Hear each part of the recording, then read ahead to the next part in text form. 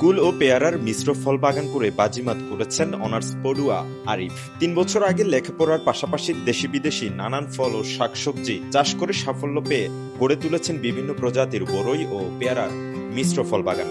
কক্সবাজার জেলার ঈদগাঁও উপজেলার প্রত্যন্ত কালীরছড়া এলাকার নুরুল আলমের সন্তান আরিফুল ইসলাম।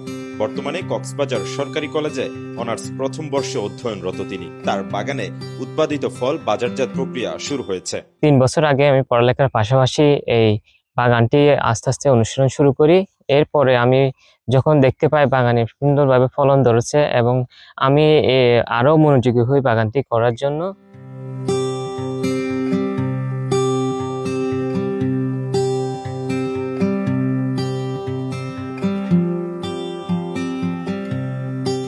জানা যায় বাবাকে দেখে কৃষিকাজের প্রতি আগ্রহ বাড়ে আরিফের। বাড়ির আশেপাশে বিভিন্ন শাকসবজি আবাদ করে সাফল্য পায়। পরবর্তীতে বিভিন্ন প্রজাতির ৫০০ বরই ও ২০০০ পেয়ারা গাছ দিয়ে তরুণ কৃষি উদ্যোক্তা আরিফ শুরু করেন মিশ্র ফলের বাগান। ফল বাগান করে শুধু তিনি সফল হননি, সৃষ্টি করেছেন বেশ কয়েকজন বেকার যুবকের কর্মসংস্থান। আল্লাহর রহমতে এই বছর খুব ভালোভাবে ফলন এসেছে বাগানের মধ্যে।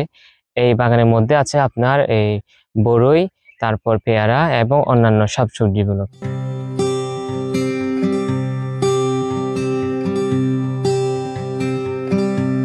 এবছর আরিফুলের বাগানে বাম্পার ফলন হয়েছে। সুস্বাদু ও রসালো কুলের ভারে নুয়ে পড়ছে প্রতিটি গাছ। ফল আসতে শুরু করেছে পেয়ারা গাছেও। বর্তমানে তার বাগানের এসব উৎপাদিত ফল স্থানীয় বাজারগুলোতে বাজারজাত করা হচ্ছে। কক্সবাজার থেকে মিশু দাশগুপ্তের তথ্য ও ছবিতে ডেস্ক রিপোর্ট, কালের কণ্ঠ, চট্টগ্রাম।